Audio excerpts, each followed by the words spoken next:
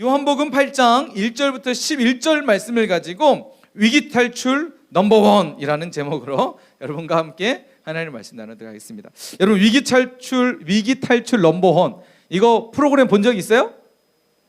본 적 있어요? 예, 보신 분들은 되게 이제 나이 드신 분들. 이게 2004년도부터 방영이 됐어요. 물론 이게 장수 프로그램이기도 했었는데 좀 오랫동안 이 프로그램이 진행되는데, 우리 친구들 아마도 초등학교 때 이 프로그램을 보지 않았을까? 못 본 친구들도 있을 것이고, 위기 탈출 넘버원이라는 이 그 프로그램은요, 일상에서 발생될 수 있는 위기 상황을 실제 어떤 사례들을 중심으로 재현을 해가지고 그런 위기 상황에 우리가 어떻게 위기를 극복할 수 있을까, 위기를 넘길 수 있을까, 그리고 그런 위험들을 당하지 않을 수 있을까, 이런 이제 내용들을 가지고 아주 유용한 프로그램이었죠. 여기 보면 한 가지 유용한 프로그램 중에 재미있는 이제 그 이야기가 있어요. 여러분, 사람이 죽는데요, 사람이 죽는 그 죽음에 대해서 이렇게도 사람이 죽을 수 있구나라는 것들을 이렇게 그 프로그램에 보여주더라고요. 여러분, 그거 알아요? 여러분, 코에 나는 코털 있죠? 이 코털 하나 잘못 뽑아가지고 죽은 사람이 있어요. 이해돼요?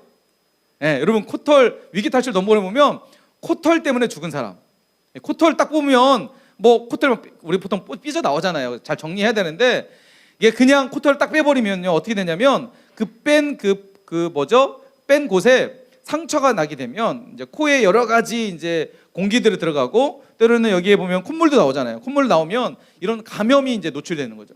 감염이 노출돼서 그 염증이 생기면서 이게 결국은 뇌로까지, 코에 가까우니까 뇌로까지 가서 뇌수막에 걸려서 죽은 사람도 있대요. 실제 사례입니다, 여러분. 그러니까 코털 함부로 뽑으면 안 돼요. 혹시 너 옆에 있는 친구가 코털 삐져나왔다고 막 놀리면 안 돼요, 여러분. 그 놀리다가 그 친구가 막 너무 창피스러워서 탁 뽑았다가 상처 나가지고 죽을 수 있어요, 여러분. 그러니까 여러분, 항상 코털은 뭘로요? 잘 소독된 도구로 가지고 여러분 상처 나지 않게 관리를 해줘야 됩니다. 또 이런 게 있더라고요. 여러분, 웃다가 죽은 사람 알아요? 웃다가 죽은 사람이 있어요. 웃다가 그 어린 아이를 아빠가 막 놀린다고. 여러분, 어렸을 때 그런 기억나죠? 부모님이 막 여러분 간지럽힐 때 뭐 하셨잖아요. 근데 이 부모님이 너무 과했던 것 같아. 이 아이를 막 계속 15초 동안 막 간지럽힌 거야. 근데 이 애가 너무 웃다가, 사람이 웃다 보면 산소 공급이 안 된대요. 저산소증으로 아이가 죽게 됐어요. 웃다가.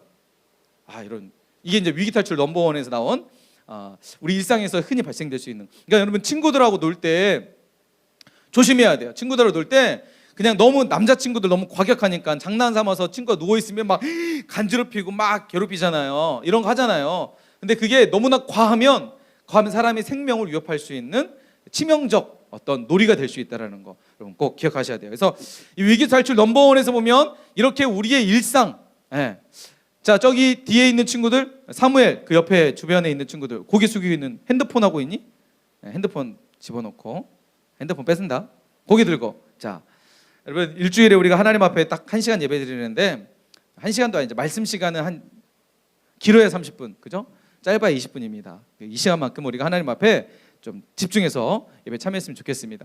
자, 이처럼 일상생활에서 우리가 경험하는 다양한 위기 상황들을 어떻게 위기로부터 내 생명을 지키고 재산을 지키고 가족을 지킬 수 있을까, 이런 관점에서 이 위기 탈출 넘버원이 참 많은 그런 도움이 되었습니다.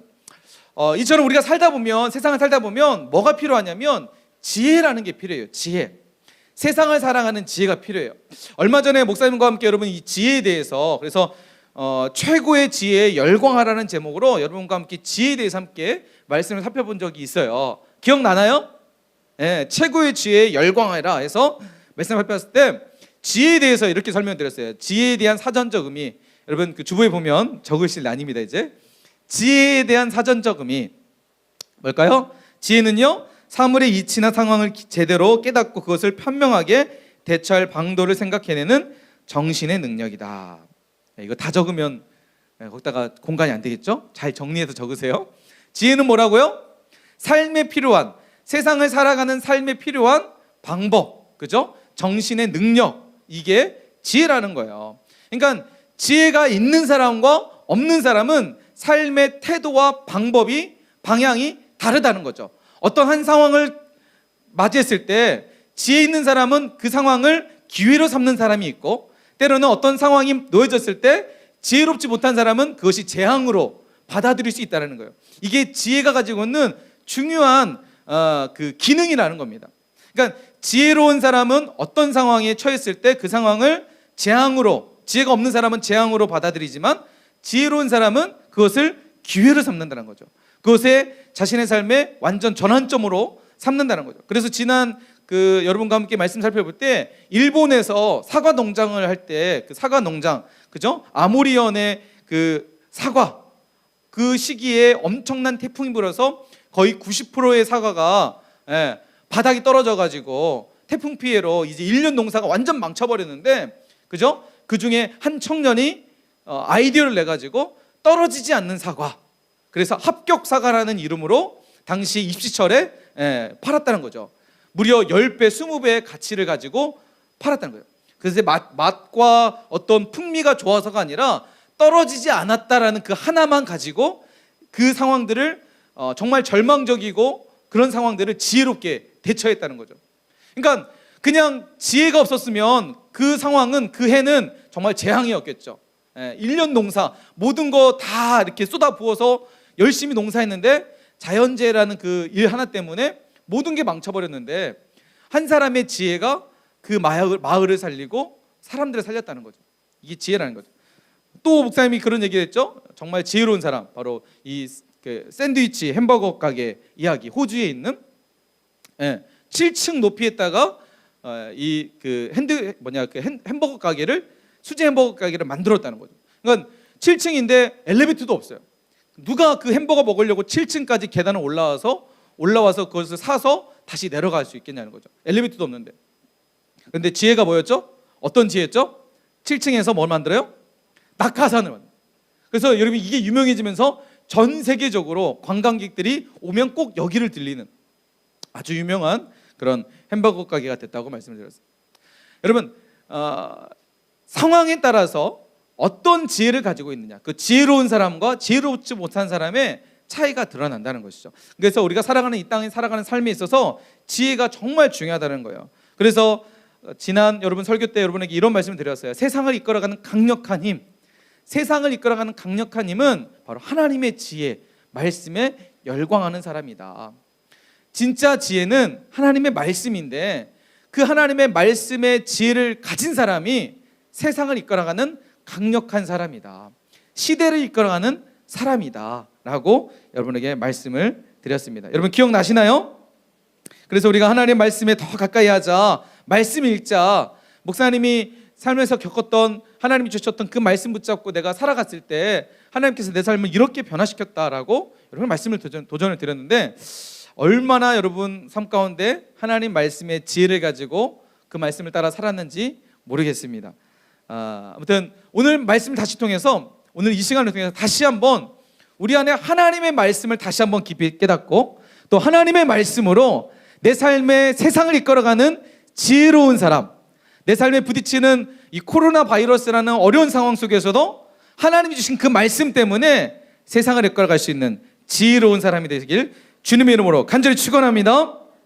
아멘이세요? 아멘.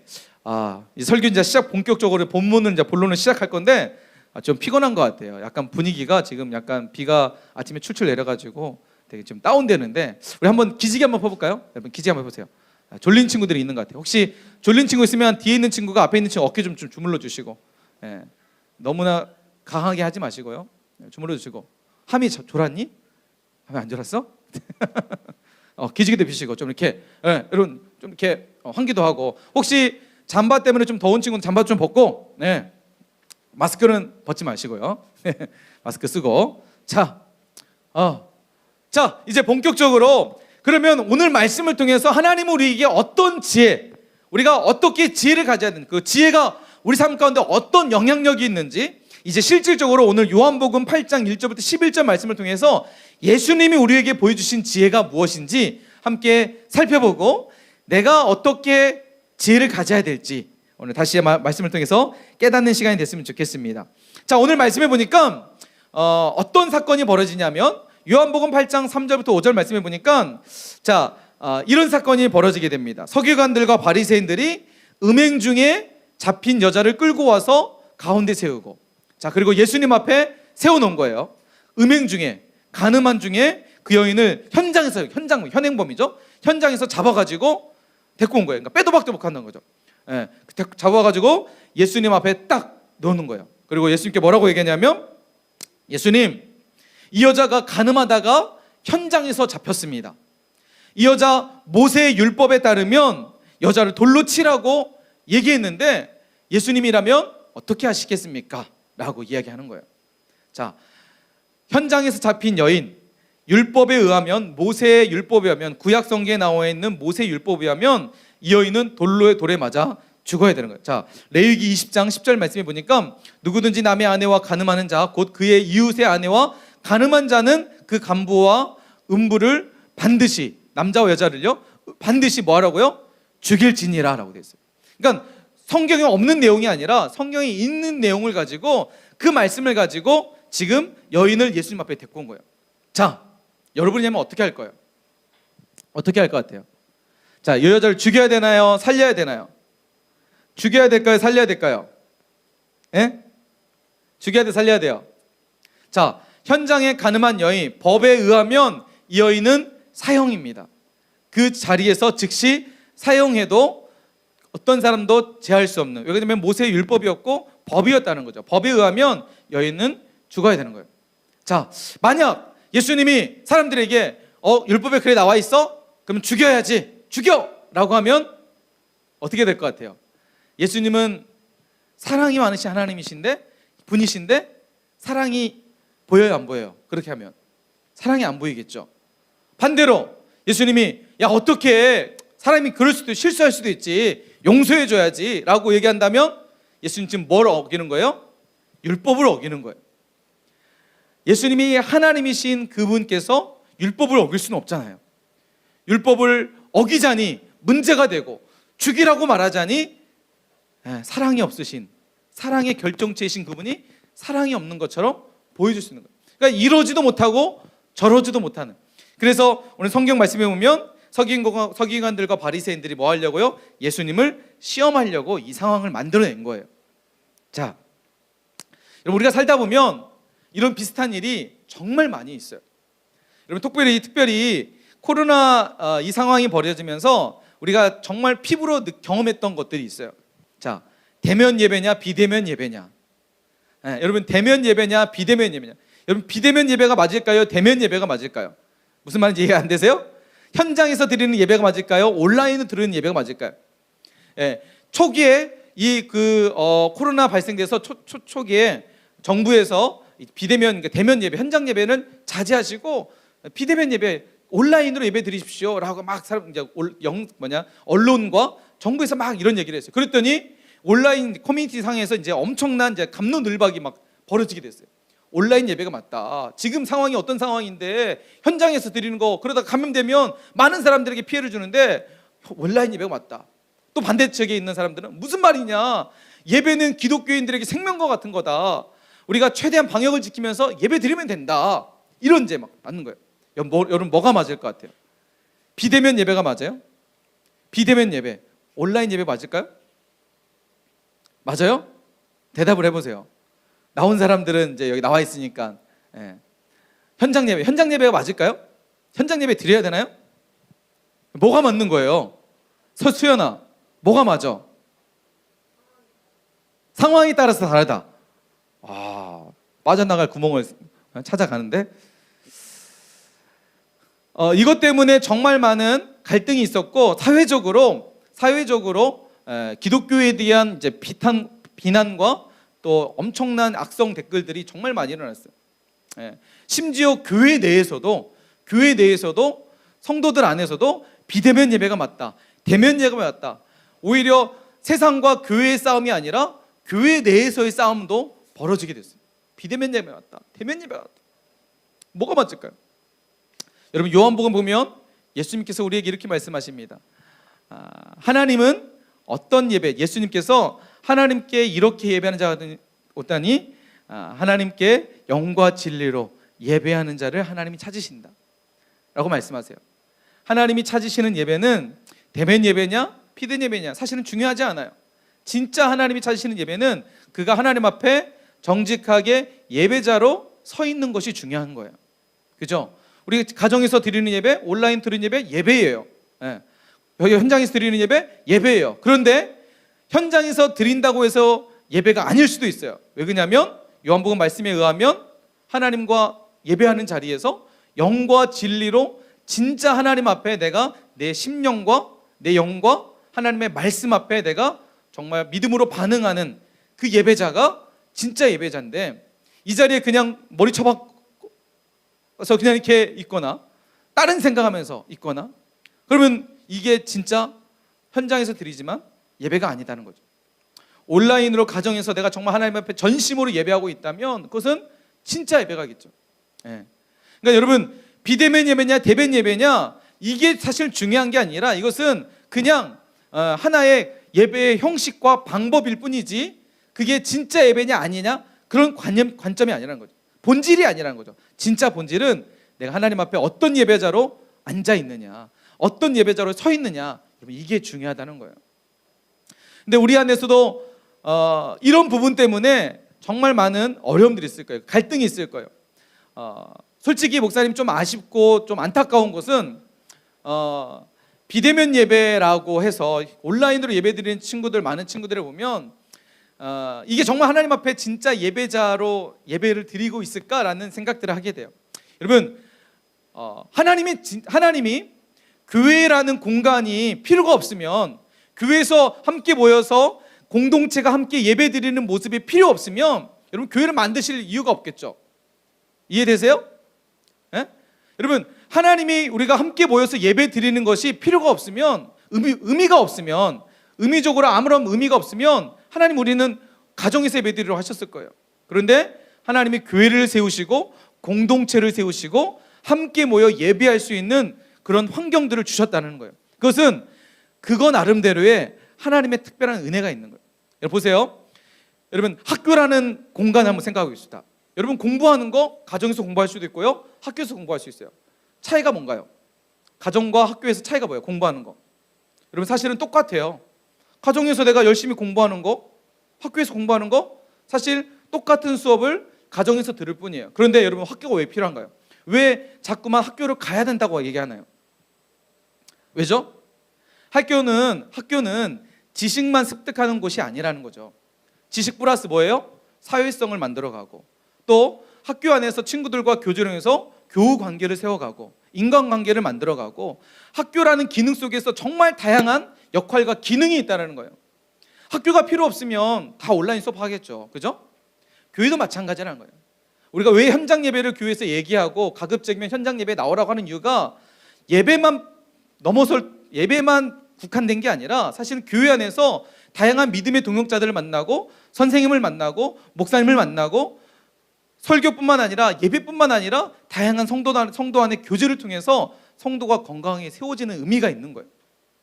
그러니까 여러분, 비대면이 맞다, 대면이 맞다라고 할 수는 없지만 가급적이면 하나님이 교회를 이 땅에 세우시고 교회를 통해서 우리에게 주신 하나님의 역할이 있다는 거죠.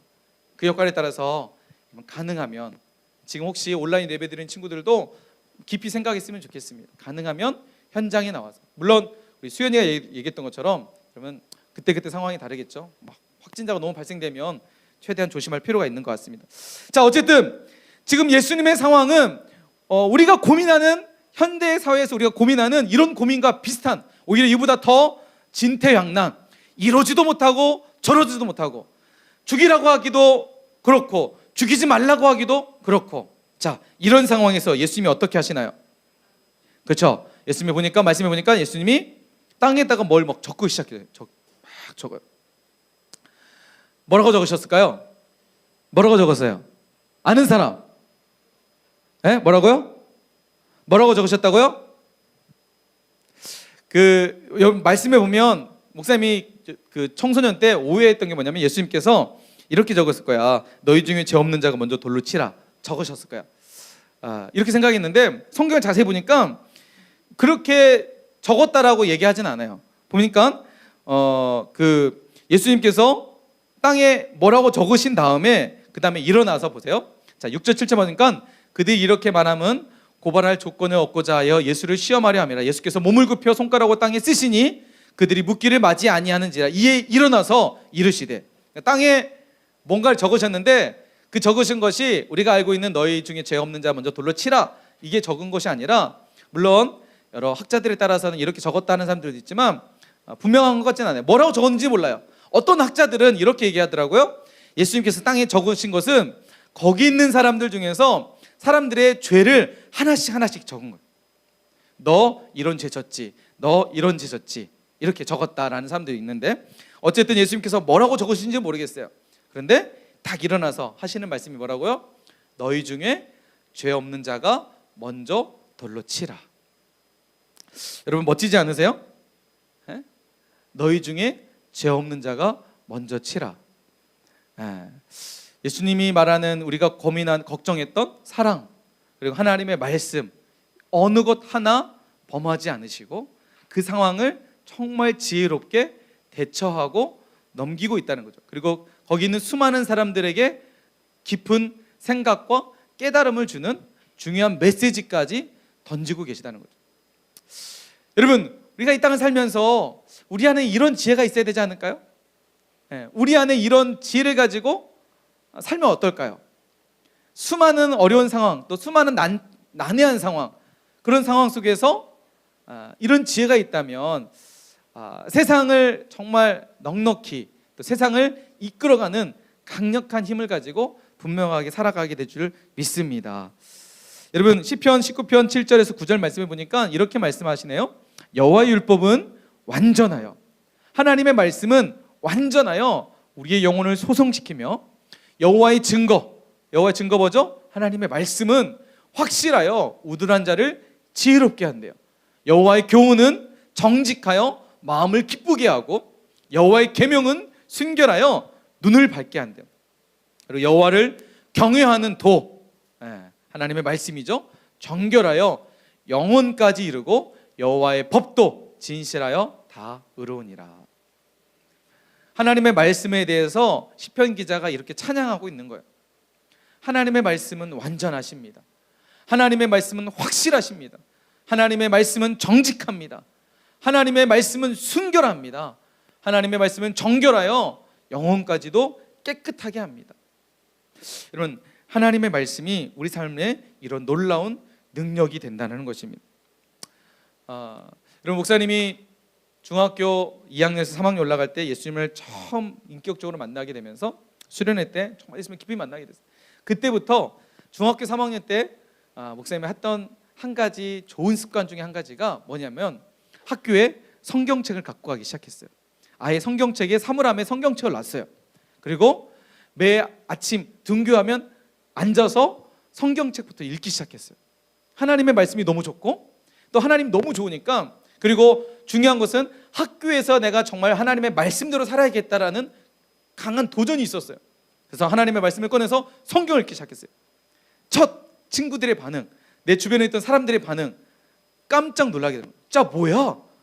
그동안에 한 번도 학교에서 이런 일들이 없었는데 새로운 역사를 만들어 가겠죠. 성경책을 펴고 성경 읽기 시작했어요. 그것도 여러분 조그만한 포켓 성경, 막 눈에 보이랑 말랑 이런 성경이 아니라 이따만한 큰 검정색. 당시에 목사님이 있었을 때 중학교 청소년 때는 어떤 성경이 있었냐면 개역 한글 성경이었는데, 우리 선생님들 아실 거예요. 세로로 써진 거 있어요. 이렇게 세로로 써진 성경. 가로로 써지면 내가 너무 아까워서 이걸 쓸 수가 없어서 세로로 쓴 것은 그때는 대부분 이제 많이 쓰지 않아서 많이 있었거든요. 그래서 그거 하나 갖고 와가지고 막 줄을 그으면서 성경을 읽었던 기억이 나요. 처음에는 친구들이 막 이상한 눈빛 쳐다보고 이상한 시선을 쳐다보고 뭐 장난도 걸고 놀리기도 하고, 그런데 하나님을 믿는 내 마음에 너무나 그 하나님을 향한 기쁨과 말씀을 더 가까이 하고 싶은 욕심이 있어서 날마다 읽기 시작했어요. 근데 점차 학교의 반의 분위기는 그냥 짜는 저런 애로 그냥 취급이 됐어요. 그런데 여러분, 지금을 살아와 보니까 그때 하나님의 그 말씀이, 내가 하나님을 가까이 하며 학교에서 그 말씀을 읽었던 그 순간순간들이 내 삶을 이끌어갔다는 것들을 절절하게 목사님 경험할 수가 있었어요. 순간순간마다 경험하는 상황 속에서 하나님의 말씀이 내 삶을 붙잡았고, 고등학교 시절에 실업계 고등학교 와서 친구들이 정말 노는 환경, 정말 다양한 흔히 말하는 못된 짓이라고 하는 정말 많은 환경 속에서, 그거 알아요? 목사님 고등학교 때는 실업계 고등학교인데 재미있는 게 뭔지 아세요? 쉬는 시간마다 화장실을 못 갔어요. 왜 그런 줄 알아요? 화장실 딱 가면은 화장실에 갑자기 안개가, 여러분 그게 상상이 되세요? 학교에서 화장실에 안개가 펴져 있어요. 선생님들도 별로 터치를 하지 않아요. 이런 환경 속에서 학교를 다녔어요. 얼마나 그런 죄의 유혹, 친구들 따라서 얼마나 흔히 말하는 나쁜 짓을 할 수 있을 만한 수많은 환경이 있는데도 불구하고 그런 환경에 내가 넘어지지 않을 수 있었던 것은 중학교 3학년 때 시작했던 그 하나님의 말씀을 보기 시작했던 그 시간부터 하나님의 말씀이 자꾸만 내 심령에 말씀을 찌르는 거예요. 나쁜 짓을 할 때마다 하나님이 그 말씀으로 내 삶을 붙드시고, 때로는 그 말씀으로 붙잡으시고, 때로는 그 말씀이 내 삶을 이끌어 가시고, 수없이 경험할 수 있었어요. 하나님의 말씀이 세상을 이끌어가는 강력한 힘이다라는 것들을 절절하게 깨달을 수 있었습니다. 얼마 전에 참 이 간증을 여러분과 함께 좀 나누고 싶어요. 얼마 전에 목사님이 이 설교 가지고 본문 가지고 했었잖아요. 그리고 한 주간 보내면서 어떤 한 친구로부터 이야기를 들었어요. 모 1학년 여자 친구예요. 그 친구가 이런 일이 있어요. 학교에서 조금 힘센 애들이 있잖아요. 좀 모질게 하는 친구들. 그래서 막 괴롭히는 거예요. 여러분, 누군가가 괴롭히면 여러분 어떤 기분이에요? 즐거운 마음이 드나요? 막 화가 나나요? 짜증나고 화가 나. 당연한 거죠. 괴롭힘을 당하면 사실 그것이 참기 힘든 거예요. 내가 억울하게 내가 뭔가 잘못을 해서 내가 그런 피해를 받으면 내가 잘못했기 때문에 그런 거라 생각하지만 나는 아무런 일도 하지 않았는데 그냥 그 친구들의 재미삼아 나를 괴롭히는 것은 정말 견딜 수 없는 수치감도 들기도 하고 또 분노도 들기도 해요. 그런데 그 친구가 주일날 하나님의 말씀, 목사님을 통해서 전했던 그 하나님의 말씀이 생각이 났대요. 그 순간에 악에게 지지 말고 선으로 악을 이기라. 악에게 지지 말고 선으로 악을 이기라. 이 말씀이 계속해서 이 친구의 마음속에 새겨졌대요. 악에게 지지 말아야지. 그 친구들의 괴롭힘 내가 지지 말아야지. 그리고 선으로 악을 이겨야지. 내가 그 마음 가지고 친구들을 대하고 그 친구들을 괴롭힐 때 나도 같이 그냥 한번 해줄까? 나도 그냥 한번 성질 내볼까? 나도 그냥 그 친구들의 괴롭힘을 그냥 드러내볼까? 충분히 할 수 있는데 그러지 않고 선으로 악을 이기려고 계속했대요. 그런데 놀라운 사실은 그 마음을 가질 때부터 하나님이 그 친구의 마음에 분노와 이 억울한 마음이 조금씩 사그러들기 시작하면서 하나님의 평안으로 그 하루를 보낼 수 있었다라고 그렇게 간증했던 이야기를 목사님에게 직접 전해주셨어요. 여러분 보이지 않으세요? 여러분 지금도 하나님의 말씀은 우리 삶 가운데 놀라운 역사로 나타난다는 사실이에요. 여러분 내가 하나님의 말씀에 그렇게 믿음으로 살아가지 않으니까 역사가 나타나지 않을 뿐이지 하나님의 말씀이 죽은 게 아니라는 거예요. 여러분 디모데전서 4장 4절 말씀에 보면 우리 그 목사님이 만났던 한 장로님, 우리 교회 장로님의 이야기예요. 그 장로님이 우리 교회 장로님 목사님 이제 그 협동 장로님으로 계신 분 한 분 계시는데 목사님 이분과 행카 훈련할 때가 있었어요. 행카 훈련하는데 이분은 정말 우리나라에서 알아주는 대기업의 그 중요한 중직까지 올라가셨던 분이셨어요. 그러니까 수많은 직원들과 수많은 사람들을 만나면서 관계를 가져야 되는 분이에요. 그 속에서 신앙생활을 하고 사람들과의 관계 속에서 살아남기 위해서는 정말 많은 세상적 어떤 이런 부분들이 정말 많이 필요하고 또 인간관계에서는 정말 어려운 부분들이 많아요. 근데 그 목사님 이분에게 이제 이런 물어봤어요. 장로님 살면서 미운 사람 있지 않나요? 정말 말도 안 되는 나를 힘들게 하는 사람 있지 않나요? 그럴 때 어떻게 하시나요? 라고 물어봤어요. 우리가 살다 보면 정말 나를 괴롭히는 사람, 이유 없이 나를 힘들게 하는 사람 있잖아요. 그러니까 이분도 사회생활 하면서 얼마나 그런 사람들이 많았겠어요. 그런데 이 장로님이 목사님에게 하셨던 하나님의 말씀을 딱 말씀해 줬어요. 디모데전서 4장 4절 말씀이 저는 항상 이 말씀을 붙잡고 삽니다라고 해요. 자, 이 말씀 뭐냐면 하나님께서 지으신 모든 것이 뭐하며요? 선함에 감사함으로 받으면 버릴 것이 없다. 나를 아무리 괴롭히는 사람도 하나님이 지으신 사람이야. 하나님이 지으신 선한 존재야. 그 사람의 환경이 그렇게 만들었고 그 사람의 상황이 그렇게 만들었을 뿐이야. 그 사람의 본질은 선한 존재야. 그래서 그 사람을 내가 그냥 함부로 하거나 그러지 않고 내가 감사함으로 받으면 결국은 그것이 나에게로 다시 돌아오게 될 거야. 이 마음을 가졌다는 거예요. 그리고 그 마음 가지고 지금까지 살아가고 있다는 거예요. 여러분, 이 땅을 살다 보면 친구들 관계에서 나를 힘들게 하는 친구도 있을 거예요. 말도 안 되는 친구들, 나를 괴롭히는 친구들, 이유 없이 나를 왕따시키고 힘들게 하는 친구들이 있을 거예요. 근데 이 말씀 기억하세요. 하나님께서 지으신 모든 것이 선하며 그 친구의 삶을 보면 전혀 선하지 않은 것 같아요. 그 친구의 모습을 보면 전혀 선하라는 단어가 전혀 어울리지 않은 것 같아요. 그런데 여러분, 그 친구도 하나님이 지으신 존재라는 거예요. 내가 악을 악으로 대하지 않고 악을 선으로 대하면 반드시 하나님이 갚아주십니다. 그 장로님의 이 이야기가 목사님에게 깊이 많이 와닿았어요. 아, 내가 살면서 수많은 사람 만나는데 하나님이 지으신 모든 것이 선함에 감사함으로 받으면 버릴 것이 없구나.